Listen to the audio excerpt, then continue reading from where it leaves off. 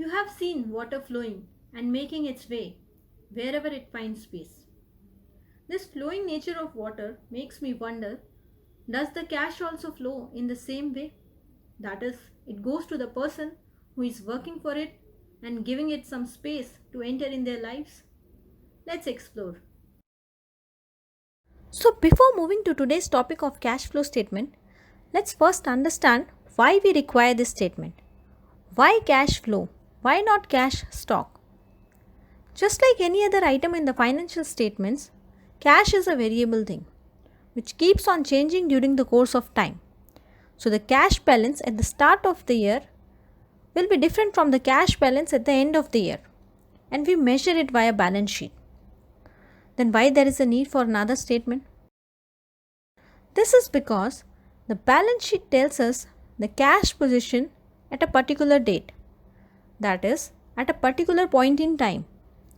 However, we as individuals and businesses are interested in knowing how the cash has been utilized, how much cash we have received and generated via our business, and how much and where we have invested and spent it. There comes the role of cash flow statement, which tells us how the cash has flowed and made its path over a period of time.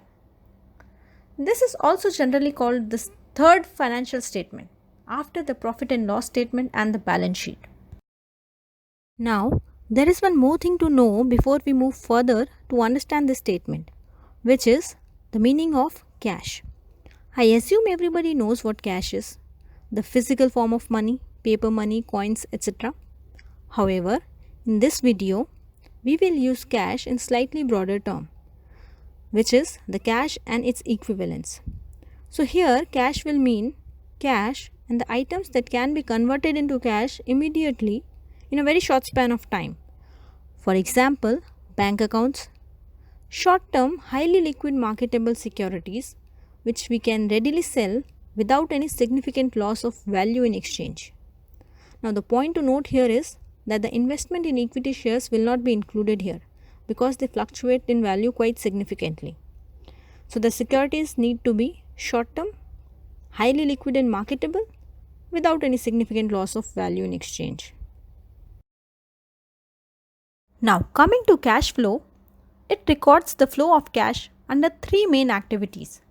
So we should categorize all the business activities within these three activities, whether cash or non-cash activities.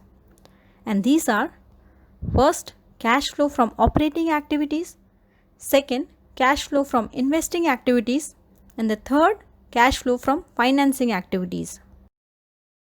Now, since the operations of the business are quite diverse and voluminous, so it becomes difficult to keep a record of all cash and non-cash activities.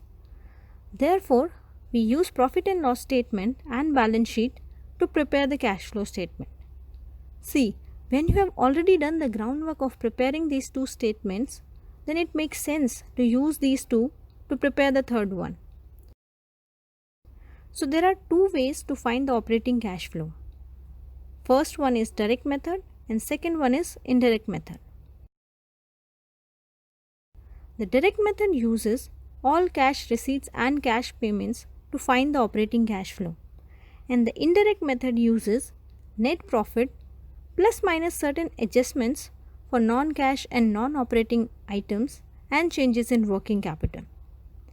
Generally, indirect method is the preferred one because it takes the net profit and some adjustments, so it avoids duplicacy of efforts.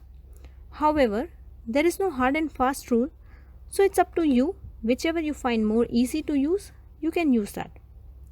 Now here we will not go into the details of how these are calculated, as it will make the video too long, and our focus is to understand the flow of cash, not just the details of operating activities. So to know more in detail, there is one complete accounting standard dedicated to it, which is the AS3 revised or the IAS 7. You can follow that and also practice some questions around cash flow to strengthen your understanding. Now, to run the operations of the business and the future flow of income, you require assets. Remember? So the investing activities include cash flow generated from sale and purchase of long-term assets and the other long-term investments, the ones which are not included in the cash equivalents. And the examples are sale and purchase of land and building, plant and machinery, and other long-term investments, and the income received therefrom, just like the interest received, dividend received, etc. Now, coming to financing activities, these include cash flow as a result of changes in size and composition of owner's capital and long-term liabilities. Businesses usually tend to increase their capital and decrease borrowing, or vice versa, depending upon whichever is the cheaper source of asset financing, and also from the control point of view and many other variables. So, the financing activities include the changes in the size and composition of this capital and the long term liabilities.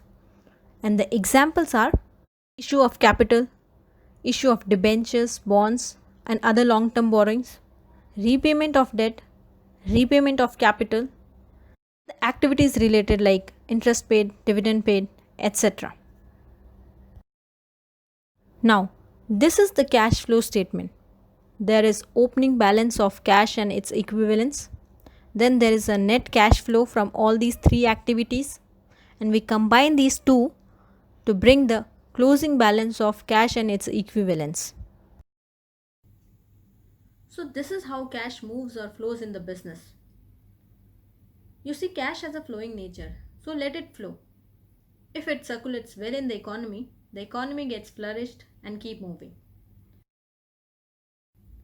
With this, I hope you like this cash flow statement summary video.